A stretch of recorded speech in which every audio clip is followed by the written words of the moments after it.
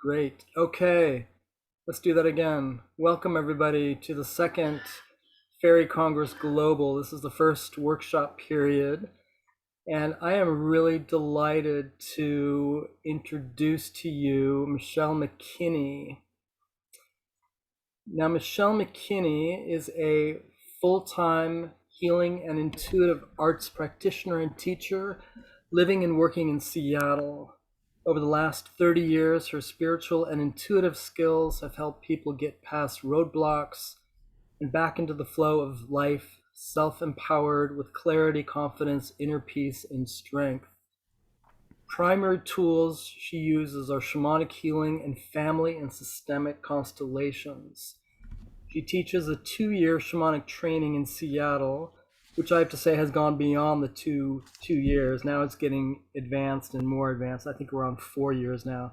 She has taught at the Fairy Congress before, and it's a real honor to have someone of Michelle's caliber speak at the Fairy Congress, because when you start walking the fairy path, you bump into a lot of things. One of them being ancestors and ancestral entanglement. So Michelle is going to give her workshop is releasing ancestral entanglements, connecting to their wisdom. And if anybody has any comments or any questions, we can put those in the chat. And the workshop is an hour and a half, so we'll go to 7. And then the concert tonight is 7:15, I think, or kind of right after that. Okay, Michelle. Great. Hi. Hi, everyone. I can't see you all. I'm used to seeing everybody, but that's okay. Good. Welcome. Thank you for being here on a Friday night.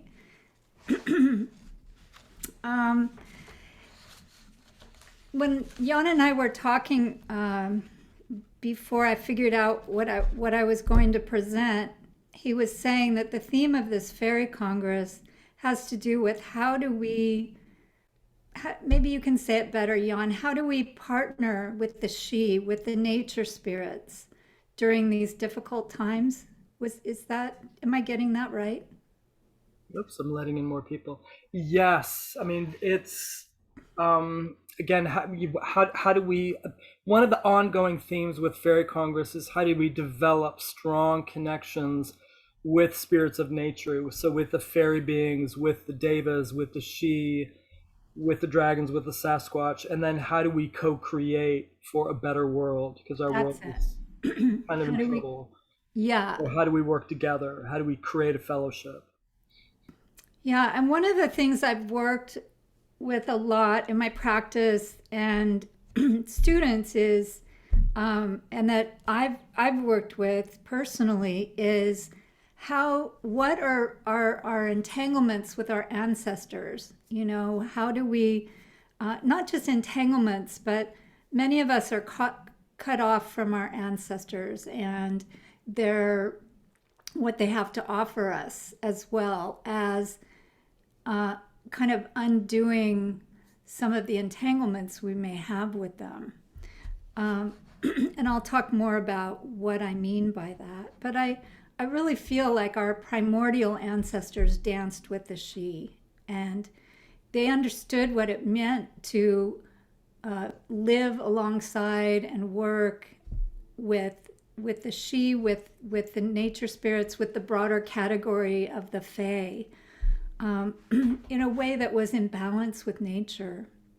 And we've kind of gotten away from it, and we're kind of in some big trouble because of that.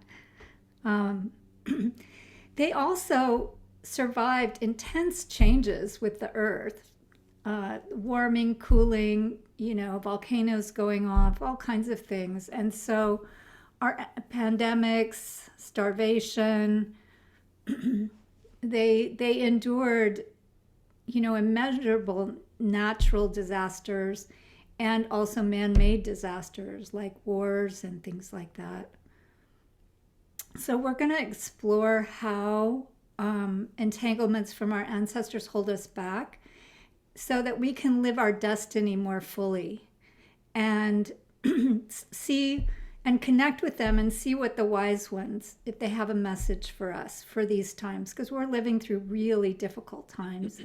People feel alone and isolated, confused, and I think kind of powerless as to what can we do about the state of our environment and the state of our world. But I think one of the keys to this lies in the hands of our relationship with our ancestors. Most of our ancestors, if not all, emigrated from lands very far away from here. Many never to return again to their homelands.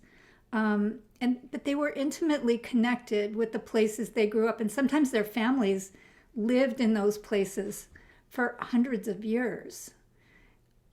They also migrated from other places, but they intimately knew the land where they were from.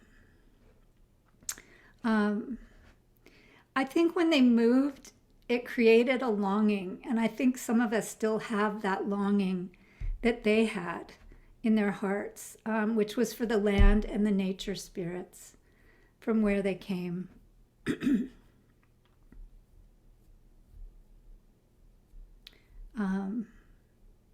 And the land has a longing for its children that have been left behind.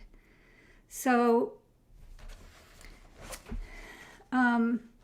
we'll explore this connection with our ancestors and with nature and the nature beings. I'll just call them the nature beings for now. The fairy, that means the nature spirits, which might be elementals, as well as the spirit of particular places, and the fairy people, the good neighbors that we find in folk tales and folk wisdom from all over the world. Every country has them.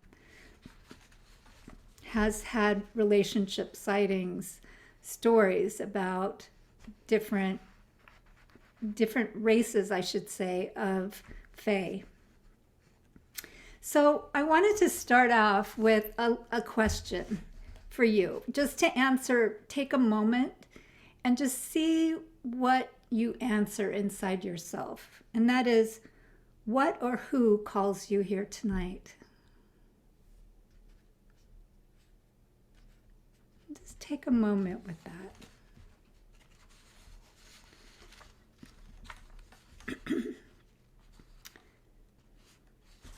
So the first question or thing I want to outline is, who are our ancestors?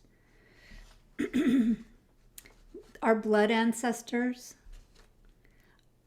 spirit ancestors. Tom Cowan, a shamanic practitioner, works a lot with Middle World, talked about our milk ancestors, those ancestors that have been in our family that may not be blood ancestors, but that loved us and loved our family, so that were like second parents or aunties and uncles and teachers.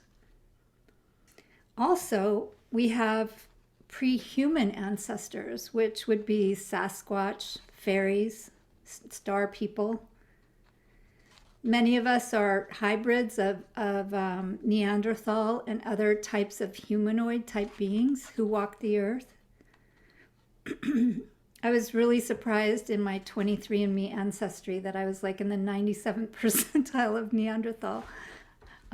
I got a kick out of that because it was more than my brother, and he looks a little bit more Neanderthal. So we had a little laugh over that. There's also an ancestor that we share with every single living thing on the earth. They call it LUCA, which stands for Last Universal Common Ancestor. And it was a simple single-cell organism that last lived somewhere between 3.5 to 3.8 billion years ago. But we share an ancestry with trees and dogs and flowers and everything that grows on this earth. When I read that, it really, the saying that many Native American people say is, and all our relations. And that helped me understand that in a whole new perspective. Like people say, we're all related, but we don't think of the creatures so much as being related to them, but we are. There are many stories throughout the world, different tribal people who believe we come from different star systems, like the Pleiades, or what's the other one? The Dog Star, or Orion's Belt, or Cassiopeia. I remember talking to Orion Foxwood several years ago, and he was saying, our ultimate ancestor is really God, or the Creator. So it's a different way of thinking about our ancestors. But what we're mostly going to be focusing on today are our blood ancestors. And some of us do have fairy blood. There are so many stories about humans and fairy beings getting together and living together. And I remember I was working with a mentor years ago, and she said, you have fairy blood, don't you? And I was like, oh gosh, that's just a little bit too woo for even me. But then I thought about it, and I thought about my experiences and just how I'm made, and I thought, maybe that's true. And then one time I did a little private mentoring with Orion years ago. It's kind of a long story, but it's kind of a fun story. But I'll save that for another time about how we met. But he's a friend and a mentor, and somebody he's giving a presentation on Sunday, and I'm really excited to be there. I always learn so much from him. I love him. Anyway, he brought it up too. He goes, I think you have fairy blood. And I'm like, oh, yeah, right. I haven't told that before. But it's really hit home. And I have a few students who look like she. They're tall and super thin and maybe very ceremonial, or like to grow flowers, and highly, highly sensitive. And they're just a little bit different. And I thought, I think they're she. So in a class I taught, in the advanced class, it was actually on businesses and how to grow your business and how to help other people with businesses from a shamanic perspective. And I had people journey back to their guardian ancestor who can help them with this. And I said, some of you might have a fairy, or a fairy type, or a fae as one of your guardian ancestors. And so as it turned out, somebody did, and they reported later that they've had a really amazing connection with them in terms of their direction and their work.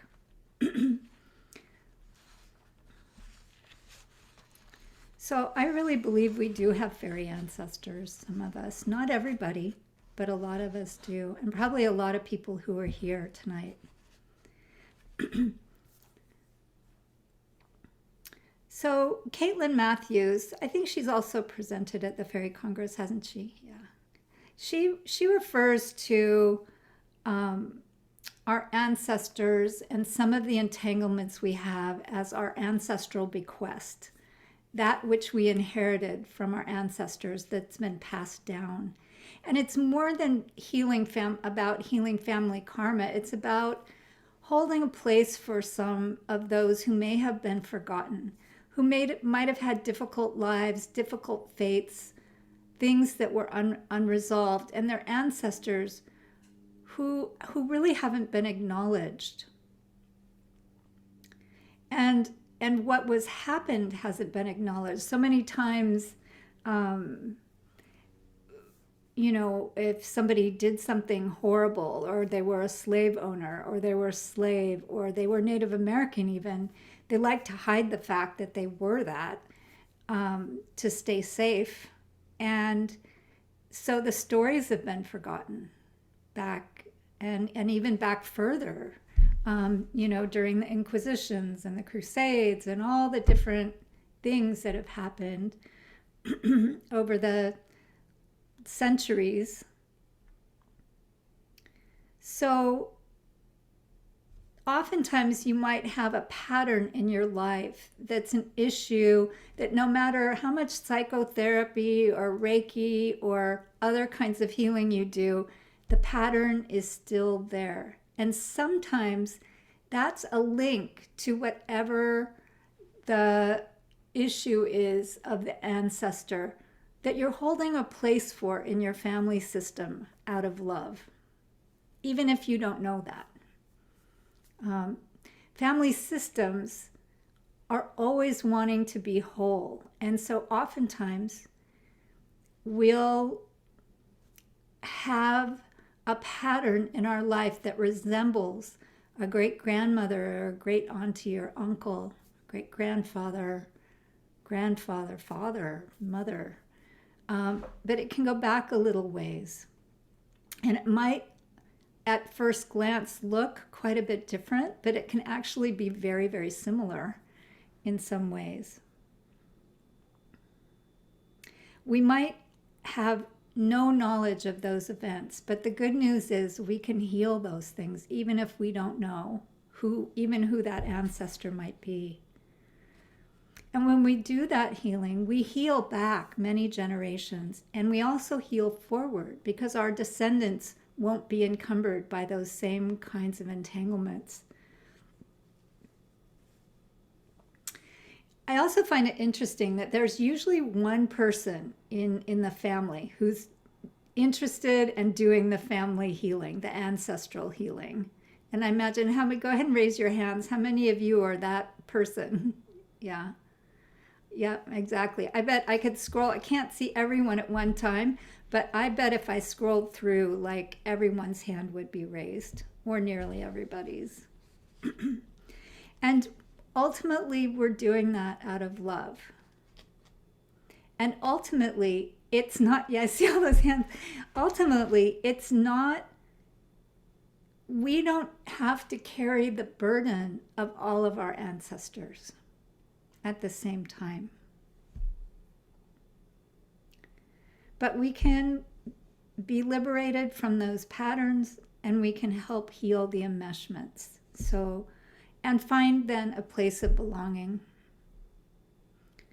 There was Evie Reisdyke told me about this. There was and I looked at the resource she gave me and it wasn't there, so I'm going to have to ask her again.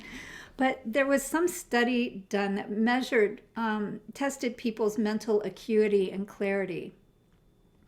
And they were asked to, say, bring to mind a good friend or a mentor. And then they were asked to bring to mind a family member. And even if they weren't in a good relationship with them, their mental acuity and clarity increased much more than just being on their own, just when they brought them to mind. And I couldn't help but think how strong our blood is and how strong our DNA is. And I can't help but think that along with any kinds of entanglements, we also carry so much strength and wisdom that our ancestors had. And we have thousands of ancestors. Epigenetic studies show that we carry the memory of our ancestors, or maybe our grandmothers and grandfathers, up to 14 generations back.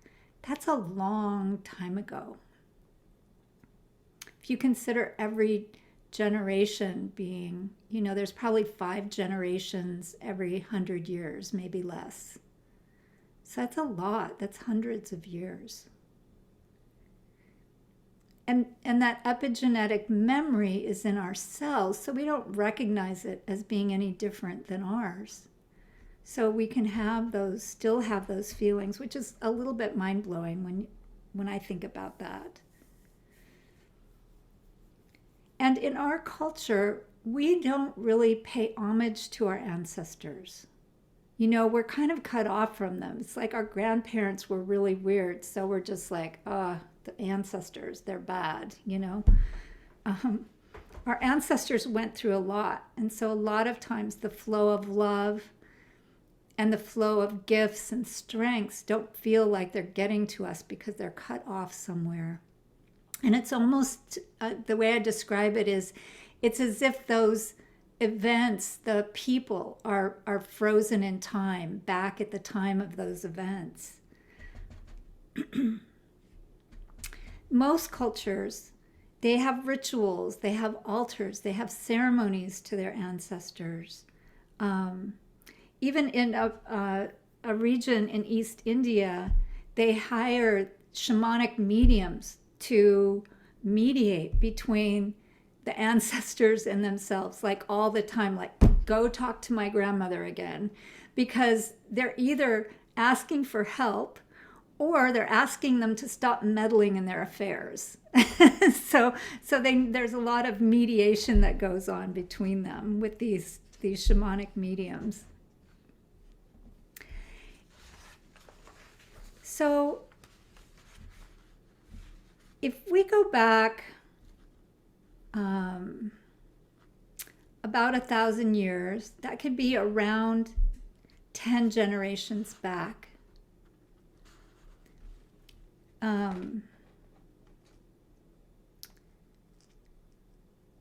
We might, if we go about 10 generations back, 200 or 300 years, we might have 1,000 ancestors. That's a lot. If we go back 25 generations, maybe 500 to 800 years, maybe more. And I think there's a little bit of a maybe a reduction in that because sometimes people married within a family. It's not uncommon now still, but it was way more common before. But just if you do the math, that's like 33 million people. That's so many ancestors. Like, even if it's half that, it's still a lot of people. And so we really are one big family. We come from the love of thousands. I'm sure you've heard that. That isn't my quote. It's from, I've heard that and seen memes on Facebook, but it's really true. There's a man named Frank McKowen who's written some books that I just love. And he said, every time you, like, spend a little time when you're out and about and think, everyone you see is your child, your brother, your sister, your mother, your father, your grandmother, grandfather, your cousin, your aunt, or your uncle.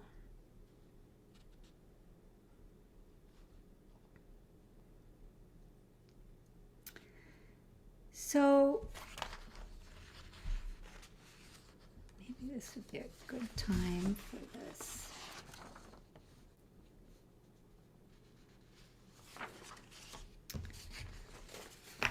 So how are we doing time-wise?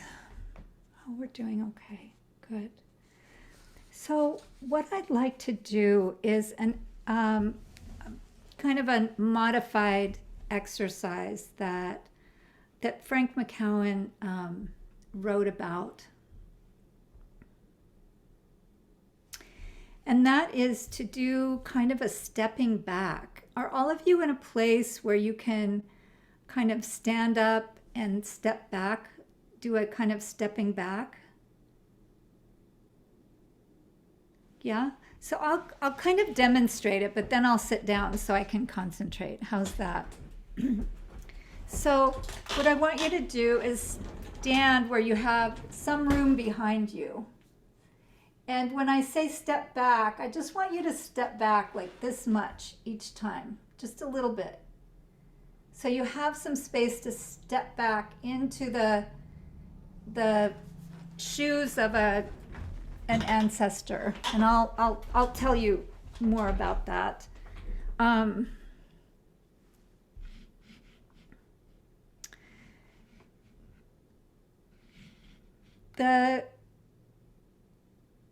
so why don't you guys get ready to do that? If you can stand up and have, probably 6 feet behind you, maybe. I won't be able to see you all, but that's okay.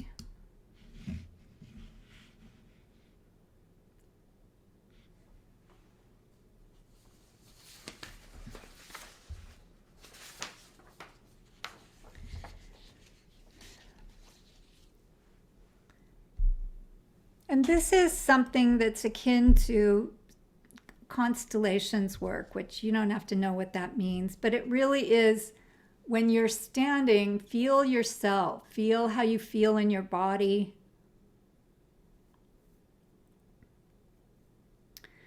Notice any kind of aches and pains. Notice how you stand. Notice how you breathe.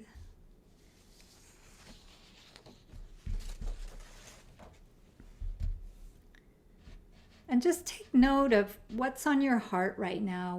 What are your struggles, or what brings you joy? What's your vision for your future?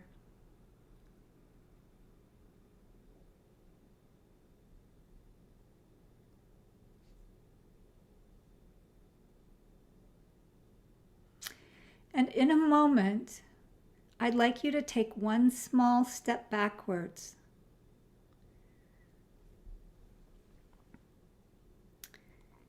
And take 3 nice deep breaths. Taking that small step back into the body of one of your grandparents, even if you never met them, and you may not know who they are, but one of your grandparents, your parents' parents. And notice how that feels.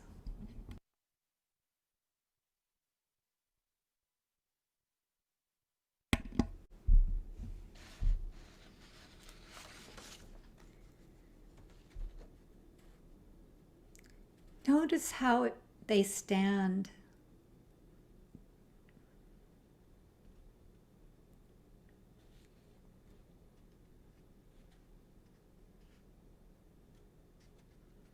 And any impressions that come to you as you commune and connect with the energy of this grandparent.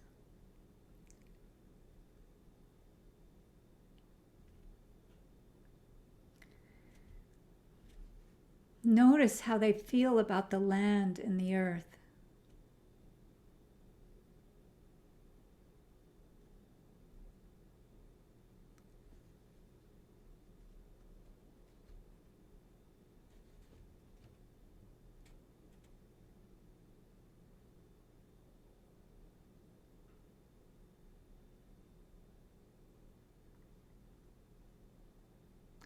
Notice what their dreams are and hopes for the future.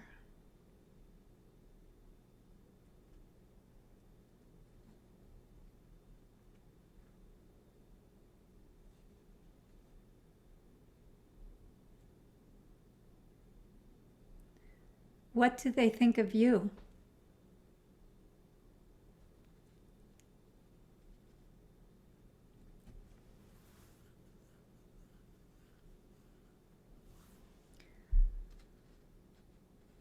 What qualities might they have passed on to you?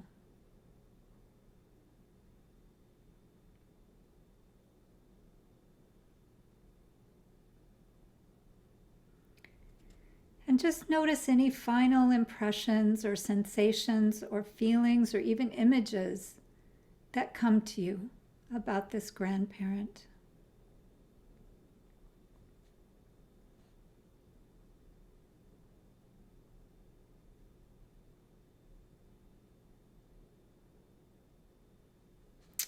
And returning your awareness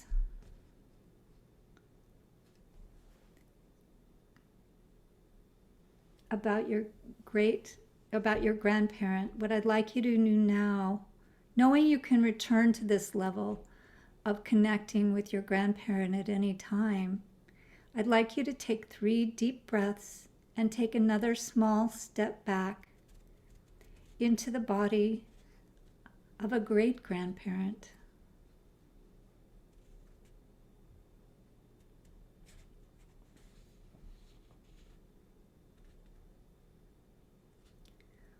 Once again, noticing their posture,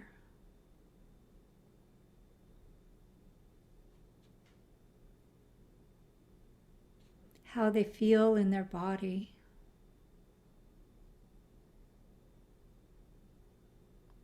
If it feels good or uncomfortable.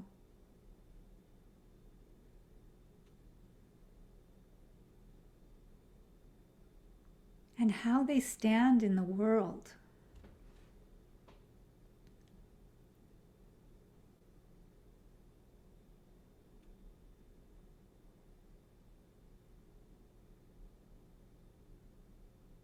How do they think about the world? The land where they are? How do they experience that?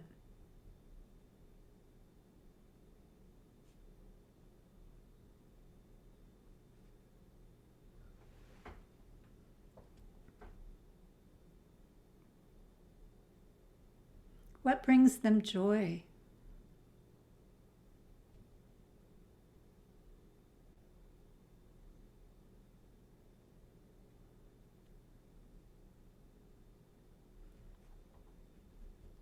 What are their struggles?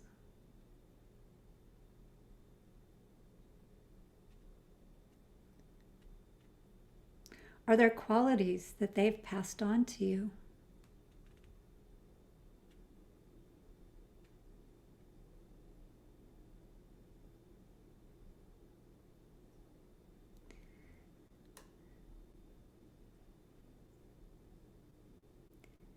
And just noticing any other impressions or sensations, feelings or images.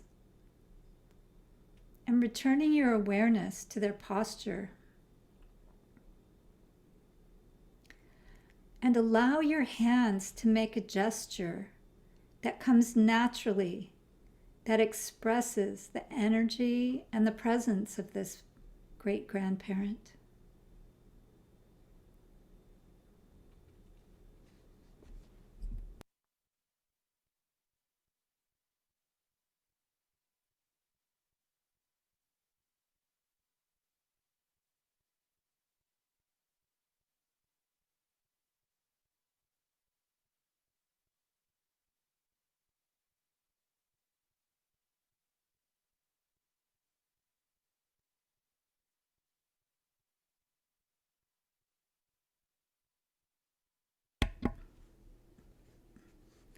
And now knowing you can return to this level of awareness about your great grandparent, I'd like you to take 3 deep breaths and take one more step back into the body of a great, great, great grandparent.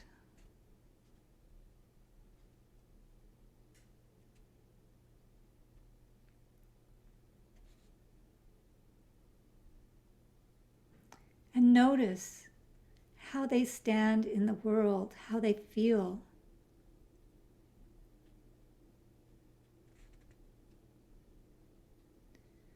Noticing any images, sensations, or impressions as you connect with the energy of this great, great, great, great grandparent.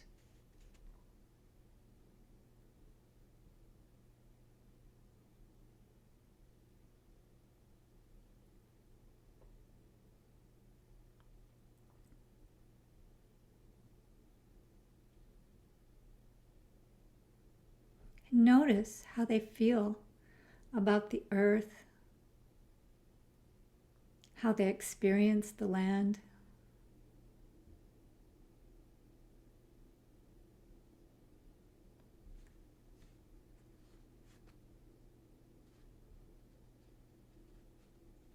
What do they think of you?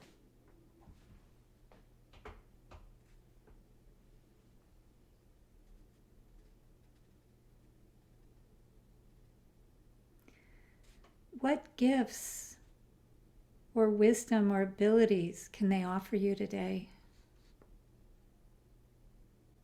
Or have they passed on to you?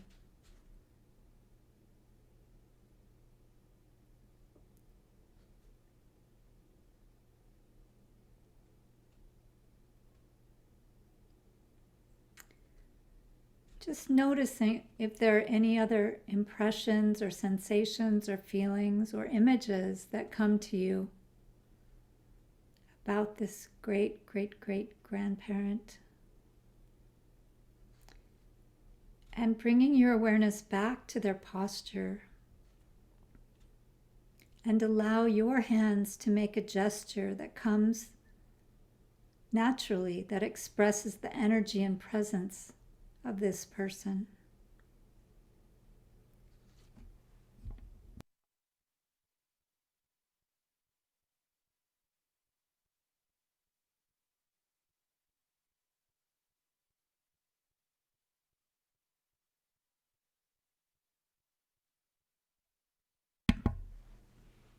And so, knowing you can come back to this level of awareness with this great, great, great, great ancestor, I'd like you to take 3 deep breaths and 1 more step back. You'll now travel further back in time to an ancestor you did not know. Someone who lived a very different kind of life from the one you lead today. To a primordial ancestor, an ancient one, who lived in greater connection to the earth, the seasons, and the rhythms of nature.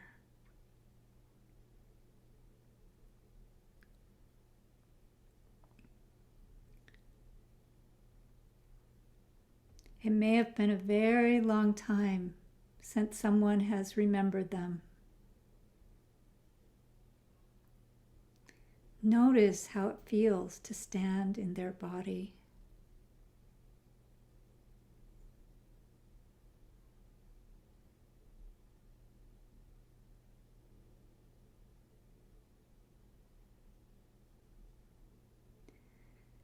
How they stand in the world.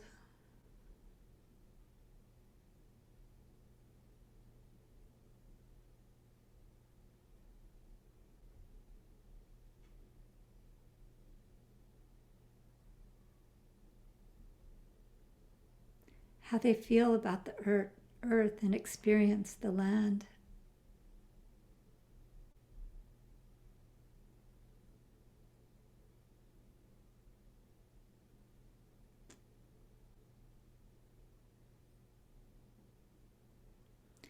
What are their hopes and dreams for the future?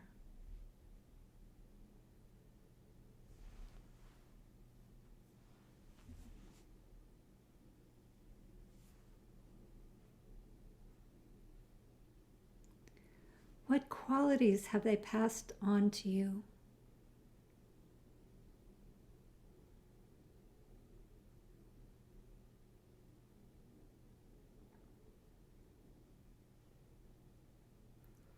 And returning your awareness to their posture, allow your hands to make a gesture that expresses the energy and the presence of this person.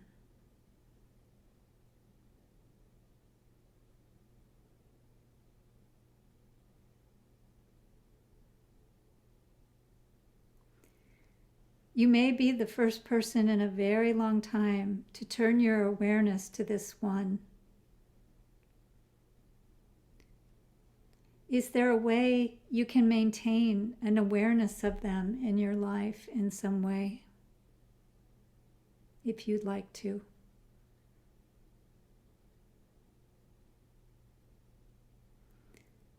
Ask them if they possess any particular quality that can help you in cultivating it for yourself.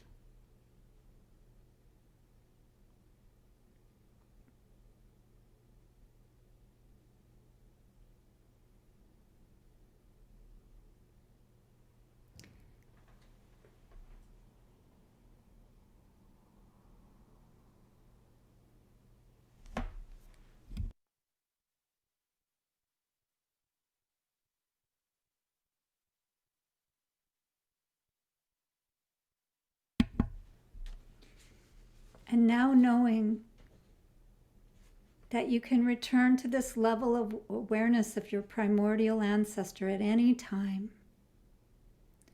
I'd like you to take 3 deep breaths and step forward back into your own body,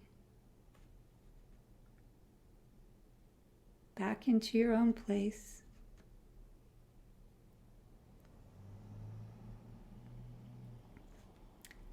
And slowly take your seat again.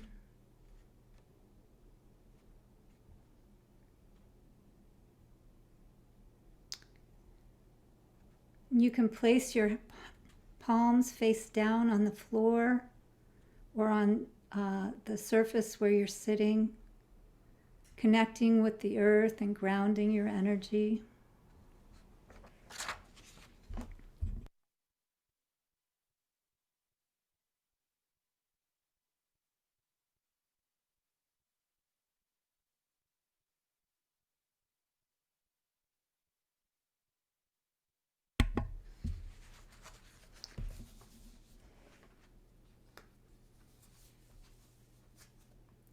Your primordial ancestor can be a big resource for you at this time.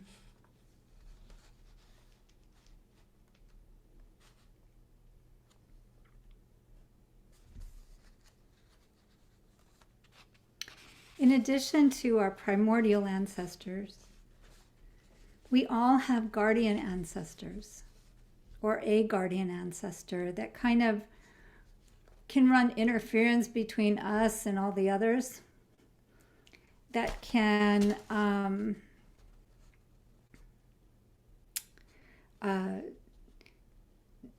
help us in our lives, that likes to look after us and report back to the others. But they need our invitation to know that they're welcomed. They might be faceless and nameless. You may know who they are. Some of us have somebody that we feel a real strong kinship, maybe even if we haven't met them, that we hear stories about them in our family.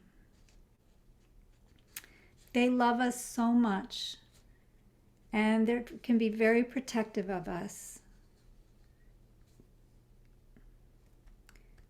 We do have healthy ancestors, even if some of us can't imagine that. I've run into a lot of people who feel like, oh, I'm not my aunt. No, not going there. Sometimes it can be scary, but when you think about how many thousands of grandparents we have, there's got to be some good ones, because life has so many expressions.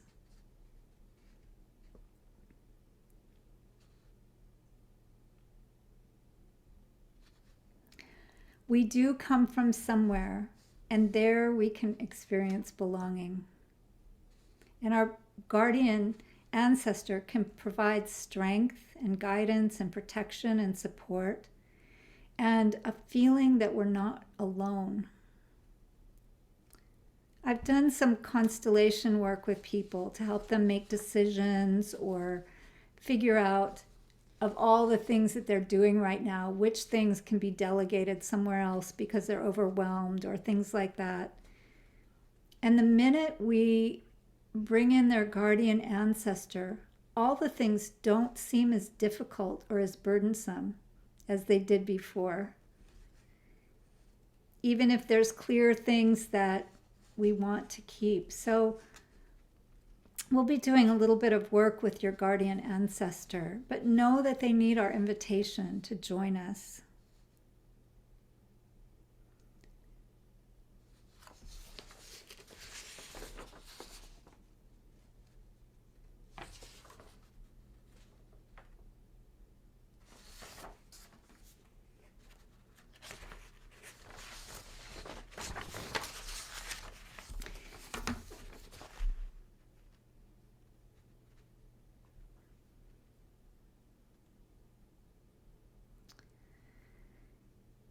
With our ancestors, you know, they faced lots of circumstances that seem unimaginable to us. And sometimes we look at our parents, and many of us have good relationships with them, mostly mixed relationships, and some have very difficult relationships. And I think a lot of our parents come by that honestly because they're a result of what's been passed down to them. You know, our ancestors emigrated from lands very far away, generally out of necessity, because of persecution or war, a feudal system that didn't allow them to have success or come out of poverty, famine, slave trades, all kinds of things. And oftentimes when these things happened and they had to move forward because it took everything they had, they closed their hearts to the pain or the loss because it was too much.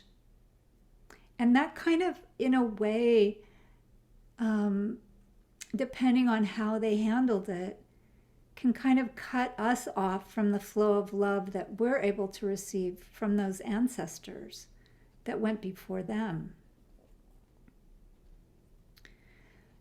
They had to assimilate to a different culture, maybe. They didn't want to stand out, perhaps. Some were persecuted when they got to where they were going. And of course, they didn't have any kind of internet or Skype or phone to be able to stay in touch very easily with their family. So sometimes their hearts closed. Sometimes that blocked the flow of love and a sense of belonging, and they had to create their own sense of belonging somehow. And belonging is one of our deepest needs that we have.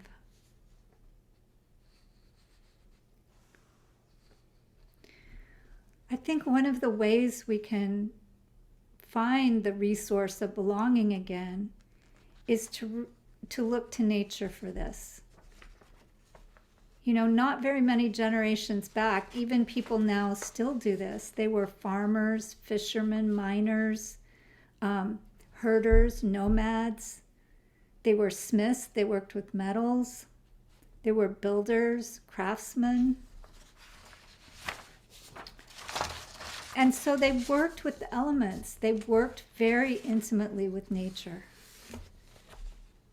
They were intimately connected to the seasons, to the weather, to the plants, to the resources around them, the waters, the food, the soil.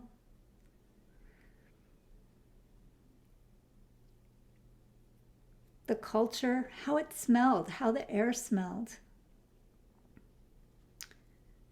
Right? And the land is a living being. So the lands where they came from also miss them. The land where we live, if you've made friends with it, loves you. How many of you feel that when you go outside near where you live and you see the trees and the birds and the crows, and that's what I have around me anyway, a lot of crows. You can feel the love of them reach out to you. And if you're noticing, you might send your love to them also.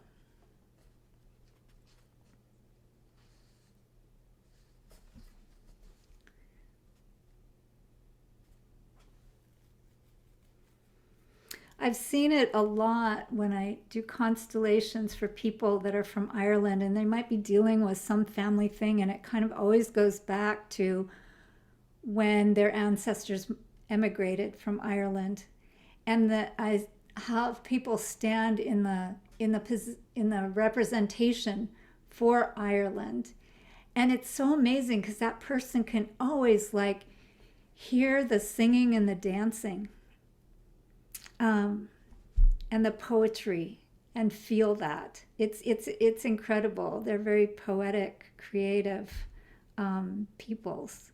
They're very connected to that still.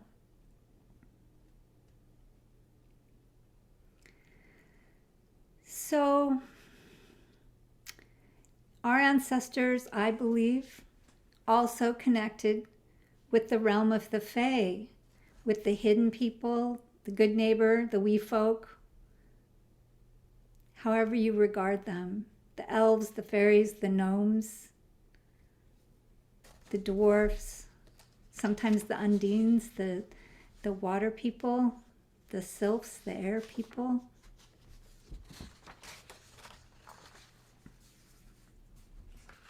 So how do we connect to them more? How do we find our place, connect to the strength of our ancestors, unencumbered with all of the stuff that came in between us? You know, most of us here have a really strong sense of our connection to the earth and being a part of nature, not just liking nature out there. And one way I think we can do that is to help ease our burden that we carry from our ancestors for their difficulties. And so I have a meditation that I'm going to lead you all through. And then there might be time for some questions after that. So I'd like you to close your eyes. And just repeat. You can, since your mics are off, you can say this out loud, which that's even stronger if you can do that, but you can even say it with your quiet inside voice if you like.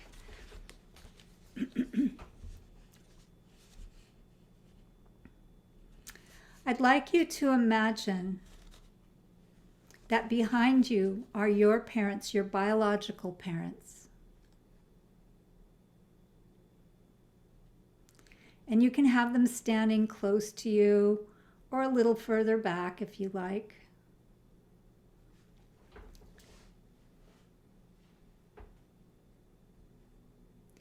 And behind them are each of their parents.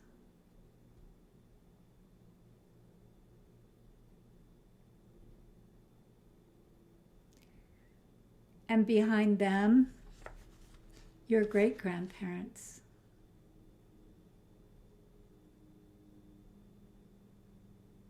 And another layer of grandparents, your great-great-grandparents.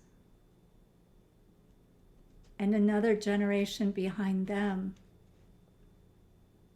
And another behind them. Until really at this point there's more people than you can count. And in your mind's eye, I'd like you to now turn around and face them. And notice how many expressions of life are there. Some had great success. Some had difficult lives. Some may have been forgotten or exiled from the family or their culture. Some may be really happy and loving.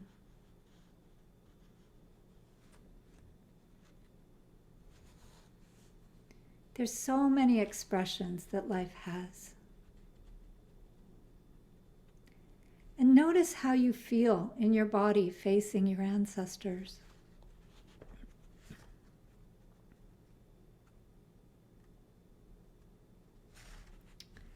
And say to them all, dear ancestors,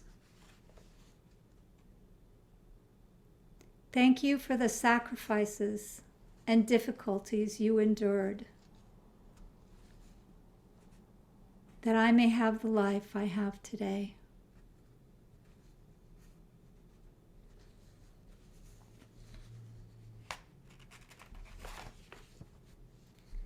Please know you are not forgotten.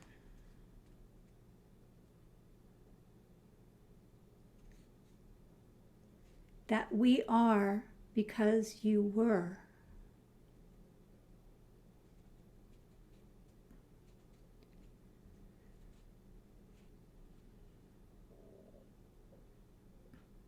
I honor the dignity of your fate, of the burdens that you carried, difficult decisions you made, losses you endured, and your limitations.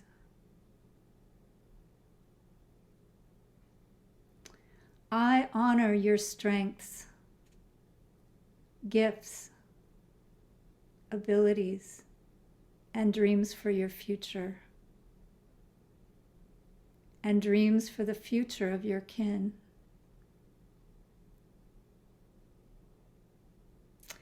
I can only carry what is mine. Only you can carry what is yours. Please bless me if I stop trying to carry your grief, your prejudice, your rage, or your heavy fate.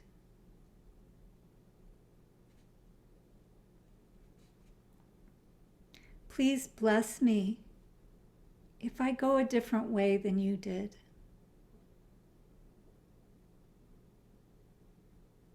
And if my life is easier than yours.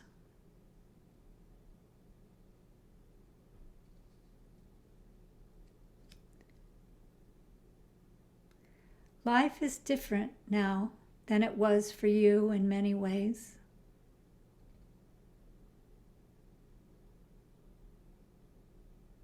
And in some ways the same. We are facing great challenges. And I'm grateful for your wisdom that I carry in my blood and in my DNA on how to navigate difficult times.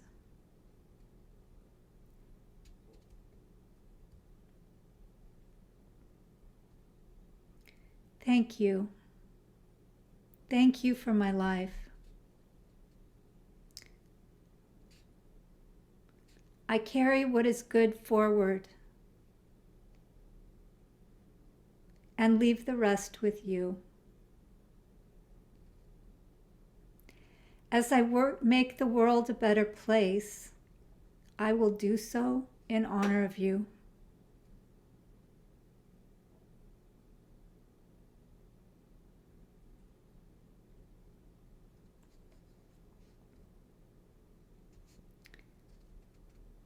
And notice how this feels now between you and your ancestors. And notice, I'd like you to invite your guardian ancestor to step forward. See if there's someone in the sea of ancestors who lights up, who warms your heart just noticing them there. And ask them to step forward.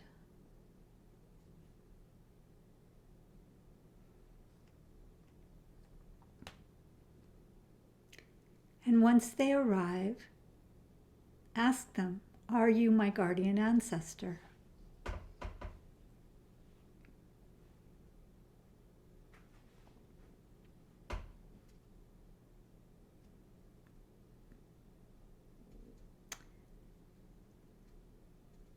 And let them stand between you and all the others.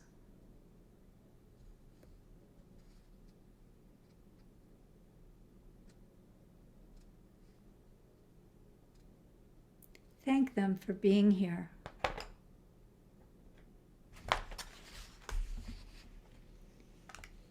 And if you are able to, hear them say to you, I am here for you. I always have been, and I always will be.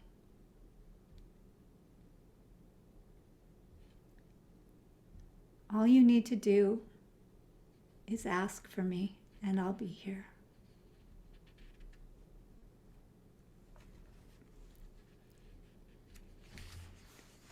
And if you'd like, you can ask them if they have a message for you.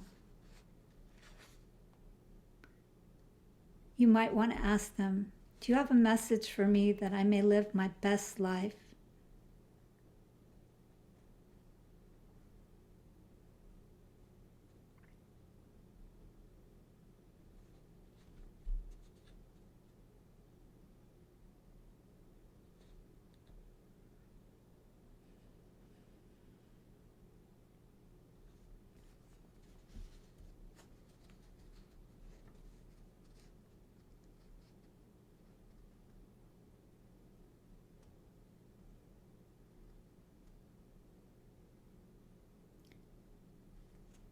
You may ask them, if it's in your best interest, how you might connect with the she and the gnomes and the other good neighbors in a way that is respectful to them, for they have their own sense of etiquette that's very different than ours.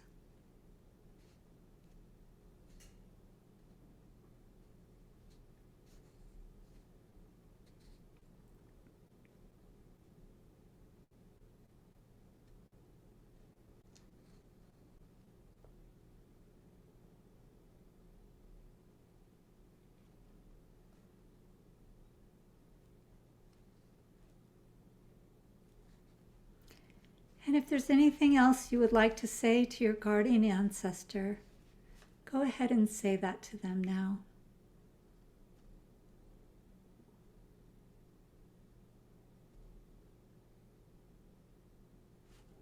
Making sure to thank them.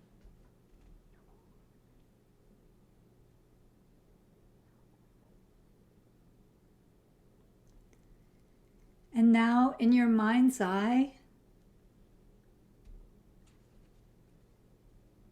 I'd like you to turn around and face your future, sensing your guardian ancestor behind you,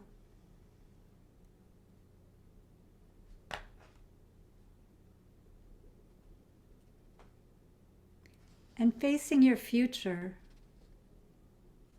Notice how it feels now.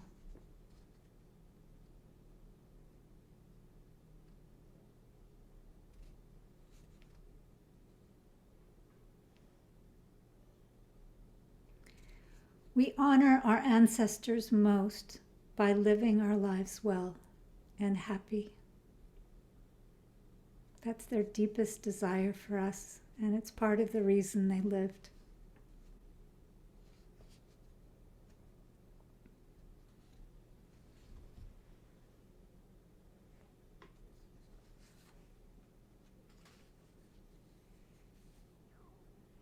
And when you're ready, you can open your eyes.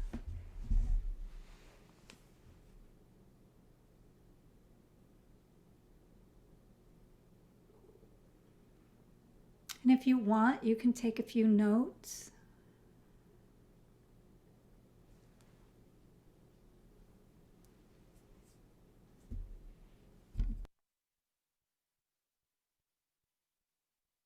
And I'll give you a few moments just to be with this.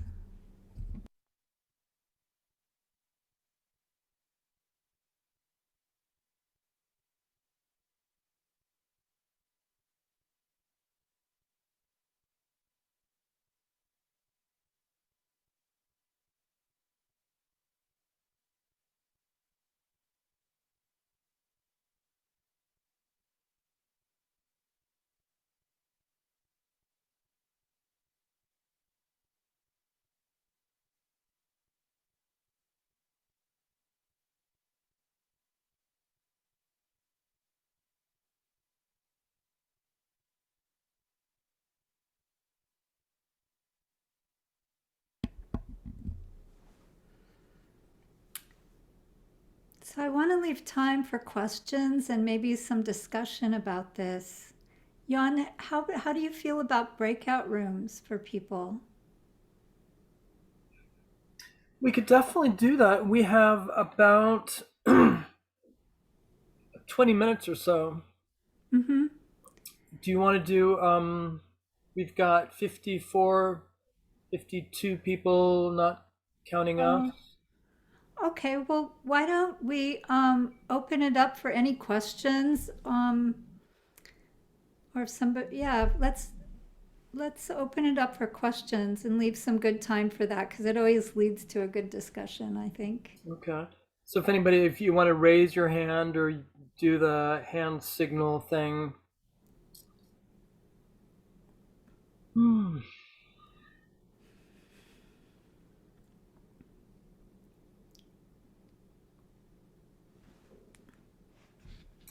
And you might have to speak up since I have 3 screens here and it's difficult to see everybody.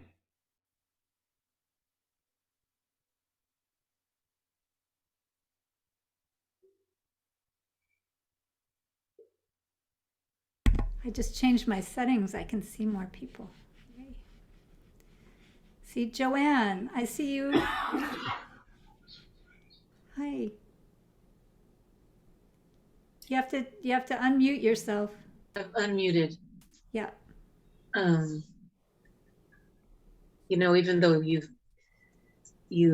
done workshops as Scalitude, this is the first time I have attended one of your workshops. I'm really glad I did. Mm-hmm. I have a few questions, but the first one that comes to me is a practical one. Will you reference for us somewhere in the chat the was it Frank Cohen? Frank McCowan. McCowan. What the book or books would be, or that you would suggest? Okay. You like? Just a minute.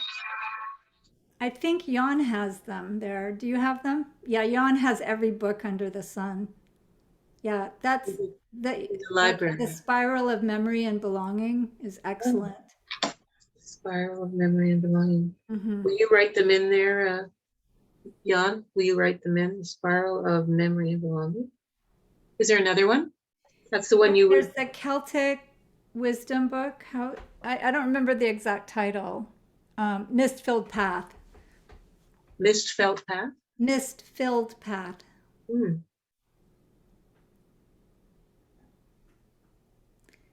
Um, thank you. Welcome. I've done there's someone on the island here. I'm on Vancouver Island, everybody. Hi, I'm Joanne. And there's someone in up the center island that does some constellation work that he's from Europe, and he's taken it to a different place, and he doesn't do the full out version of it, which I'm not fully familiar with, but something else which I did once first time, and it was remarkable to me. And but it was interesting for me to step back into these 4 ancestors that you brought up, and to actually I didn't know all but the first one, and I bawled my eyes out. It was my grandfather on my mother's side. It was like, but to go back to, I saw a little bit of something in me that I got, which was really remarkable in each of them. I thought, oh, that's where I got that taste, that sense of creativity and beauty, and the other one was just the one that's way back, primordial, was my belonging to the land, how I can read the land. And it was like it really did give a sense of a completely different sense of belonging. Like I'm not unfamiliar to looking at belonging, but this was just really rich, and I just really wanted to say that. And Thank you. wondered if you did more work on this level. Yeah, I'm wanting to do some more constellations work. So stay tuned, I would say. I just have to find time in my schedule. Anyways, thank you very I, much. I do weave it into the trainings that I do, the first, second, and now the third year, unofficial third year. Because it works really well. Both this and shamanism are phenomenological and they blend really well together.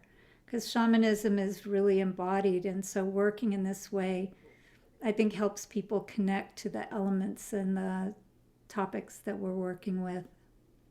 So maybe that's your unique approach to shamanism, is you're blending in this constellation work in here and there. Am I getting that right? I'm not sure if it's unique to me, but I probably a lot of people who've done constellations work and shamanism blend it because it just works really well together. Mm-hmm. Yeah. Thank you. So thank you. Thanks, Joanne. Let's see who's next. Jan? Belinda, you have your hand up. Can you open up your screen so we can see you?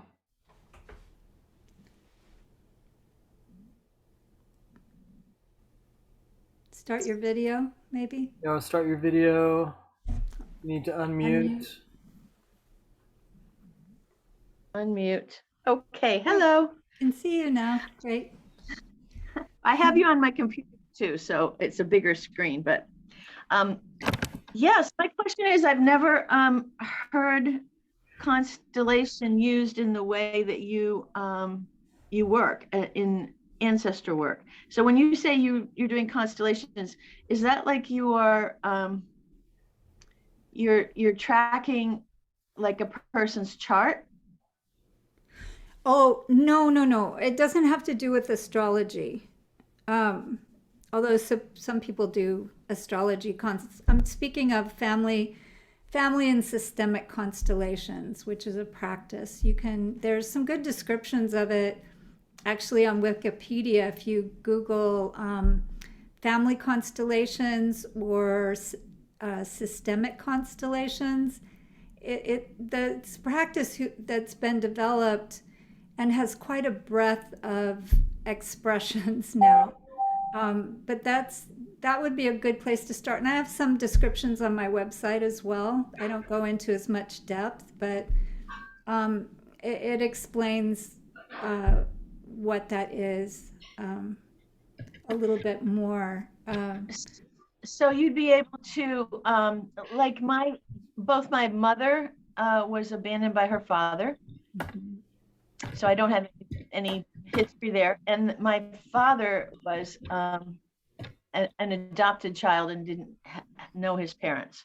So that kind of work that you do would you have to have that information in order to do a family constellation or a systemic constellation, or is it more you pull it out of the ethers? Well, usually you start with an issue, like what is the issue? I'm having troubles with my daughter. My daughter and I are having relationship troubles, or I've never been able to find a partner, or some issue that you're having. And then you ask people in a circle, whether it's online, as we do now, or in a group, and ask, will you represent? So as a facilitator, I might say, ask someone if they would represent your mother and your father to start. Then you see how these people who are perfect strangers to you probably they become a medium for those people who are in your family. And I see. And you can see what the dynamics are. And it's through our giving permission to the knowing field that allows for it. It's kind of wild, but it's a really amazing way to notice where the pattern or the difficulty might start, and bringing some resolution to it so the flow of energy, life, love can continue as it would have had that not been frozen in time. That's kind of my simple explanation for it. Well, thank you. Thank you very much for that. I appreciate it. Yeah, you're welcome. Let's see. Anyone else?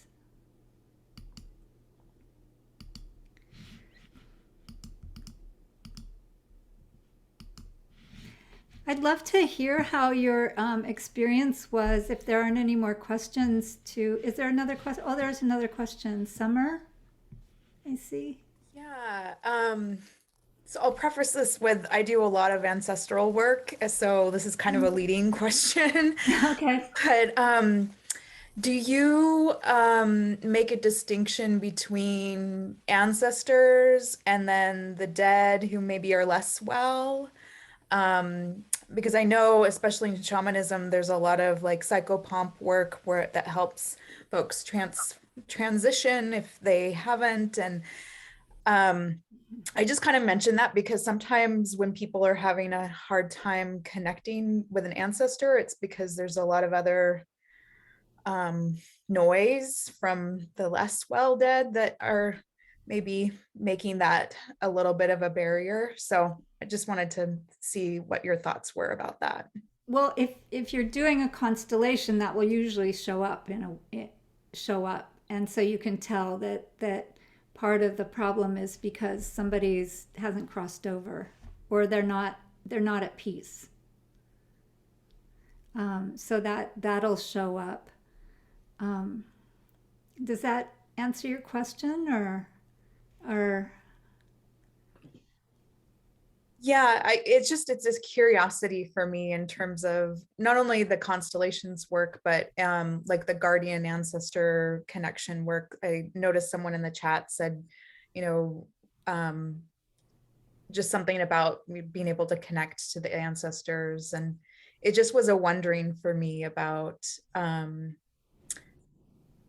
yeah, how to make that connection really clear that this is one of those well ancestors that has crossed over. And oh, I see what. yeah. Yeah. So when I call on my ancestors, like to be in sacred space with me, I ask for my ancestors who are healed and whole, that help to Ah, give me strength and support.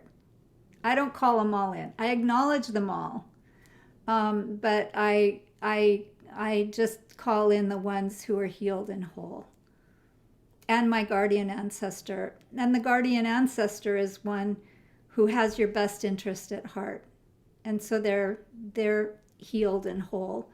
If you're the guardian ancestor that you experienced here tonight didn't feel comfortable or felt disturbed, or they wanted something from you that seemed weird, I would venture to say maybe ask them to step back into the other ancestors and find find an ancestor, or maybe there's some more work that you can do to make sure you find one who is healed and whole, who is crossed, that means crossed over, and who's at peace with their life. Yeah, that's a good point. Thank you, Summer, for bringing that up. Good. Does that address what you were wanting to get? Good. Yeah, I think, thank you. Great. Thank Yeah. you.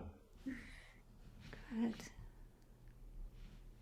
Jan, is there anyone else, or there's a bunch of things on the chat? Yes, Sapna, you have your hand up. Hey, hi, good evening. I just wanted to share my experience.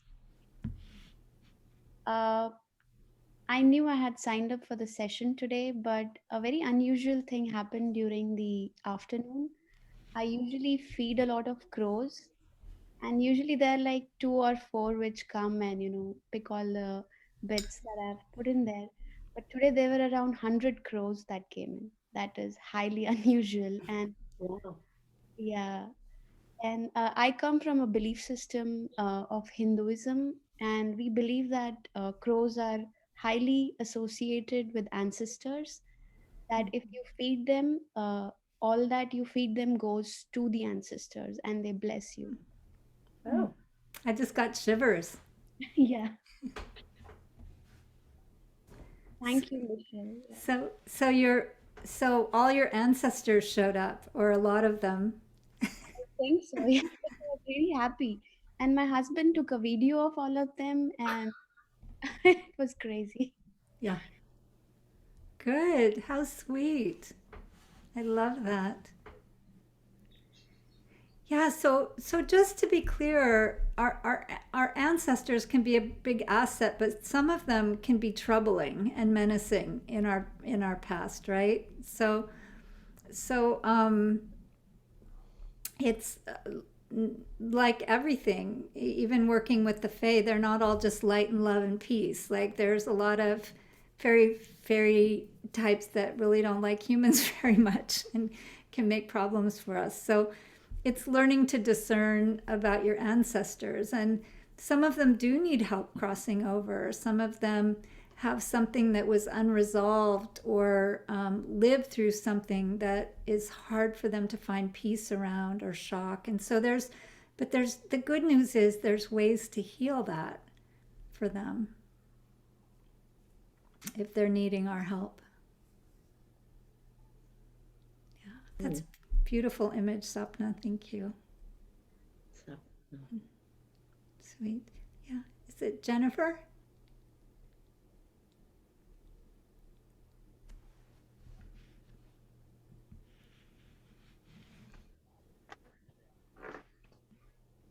Unmute, lower left Jennifer, hand you need to corner. unmute.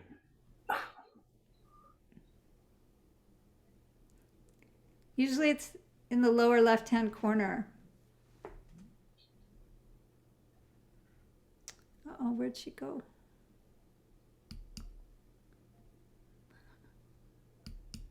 There you are. You can't unmute?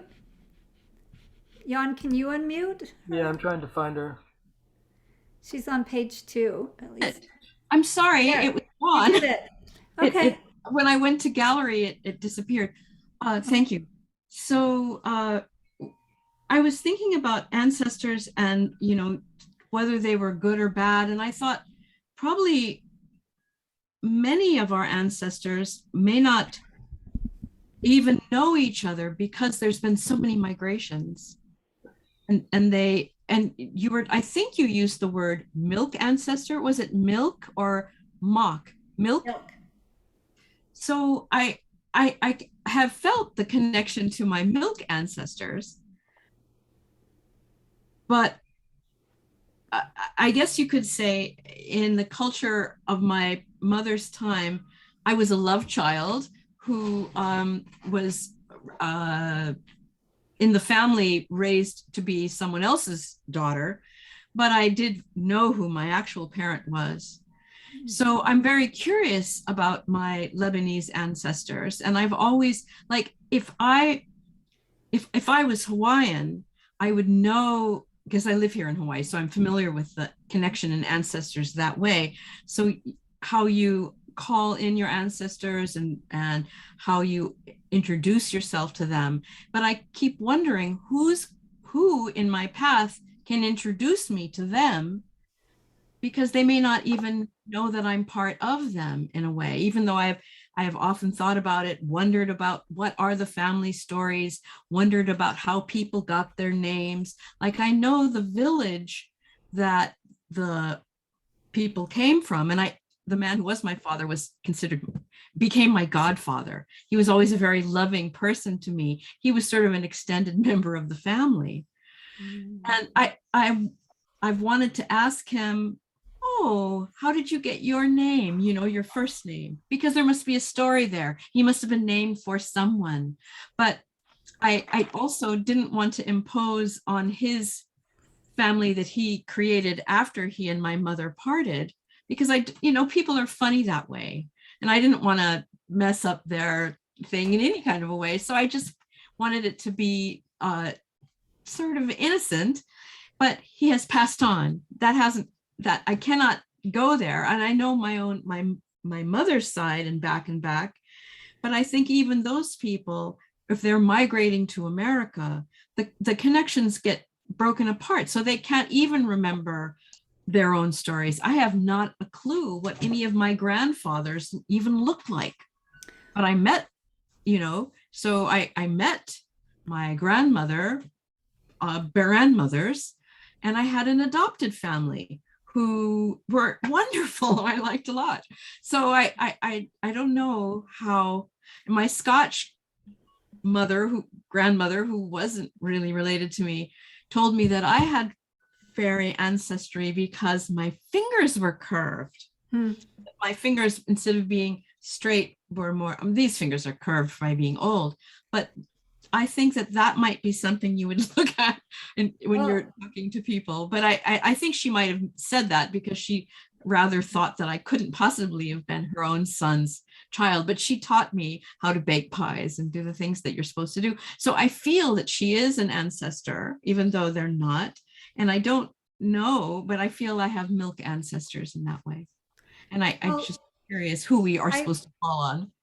Well, I would, in my experience, and a lot of other people who do ancestry work, who start looking back in the family, whether it's through ancestry.com or any of the ways we can look back at records, if you put it out there that you want to know more, it's really incredible, but that information will almost always find its way to you. Wow. In amazing ways. Like, our ancestors want us to know them, and they care about you, and I'm sure they know who you are on that side of the family as well. And they're probably tickled pink that you're thinking of them and want to know them. So, for example, in my family, I had my uncle died, my mom died, and I knew my mom's father had a sister, but I didn't know how to find her. And it turns out she had died, but after my uncle died, I called his house, and his new wife said, oh, he had been in touch with this person who is his cousin, and he has her phone. I have her phone number right here. And so I got to talk to her and hear about this whole side of my family. That was amazing. And I know other people who've done genetic searches and been working on their family trees. And this woman who was visiting a neighbor said that she had been looking for 7 years for information on this particular person in her family. And one day, out of the blue, she receives a letter that person had written. Somebody in the family came across it. And that letter answered every single question she had about that ancestor. Wow. So I really believe that if you put the intention out there and maybe do some things like ancestry.com or your genetics or something like that, take some steps forward or make a few calls to people, that even if you're shy, I had a client who said, if you don't ask, the answer is always going to be no.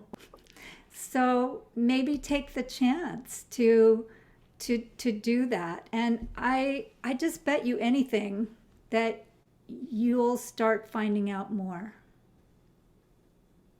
That's my answer to that. Well, thank you. I guess my question, I was asking it specifically, do I say something if I'm trying to go anciently back? Do I say, is there a call, a way to introduce yourself spiritually? But because I know a little bit about the actual one, but I think I could just make it up. Or here I am your child, and it's something like that. Maybe that's what I should do too, if spiritually, the most ancient ones that you were talking about. Well, I think just having the intention that you want to do more is a good place to start. You could ask your guardian ancestor, hey, can you help me find people? Okay. That would be a good place to start. Thank you. Yeah. Good. So it looks like time is, Jan, what do you think? Anything else that you want to? It's 7 o'clock right on the dot. I promised to let Michelle go at 7 because she's teaching in the morning. Michelle, thank you so much. This has been really profound. And yeah, thank you. So I put Michelle's website in the chat. You can get on her mailing list, shamanichealingarts.com. And we've got a concert starting in 15 minutes with Sarah Lertzman. So if you go to the events page in the Mighty Networks, you can get on the Zoom link, take a break before the concert starts. And yeah, stay in touch, ask questions, use the Mighty Networks platform to stay in touch, ask questions. Let's cross pollinate here. We've got a lot more workshops this weekend, and thank you all for showing up. And I just want to say thank you to everyone. I'm kind of overwhelmed and appreciative that you all showed up here, and just grateful that I could share this with you. That doing the ancestor work is really, it's so close to my heart because I think it's so essential for these times. And so, you can always come back now and listen to that meditation and do it again if you like, or do the stepping back again. And you're welcome to do that, Good. Okay, everyone. Blessings to you all. Have a great conference, and maybe I'll see you in one of the classes. I'm teaching all day tomorrow, but I'm hoping to attend a few of them on Sunday. So, thank you, Jan. Okay, you're welcome. Thank you. Hey. Good night, everyone. See you at the Good concert. night. Thank you, Michelle. Thank you, Jan. Thanks. Bye. Take care, everyone. Bye, everybody.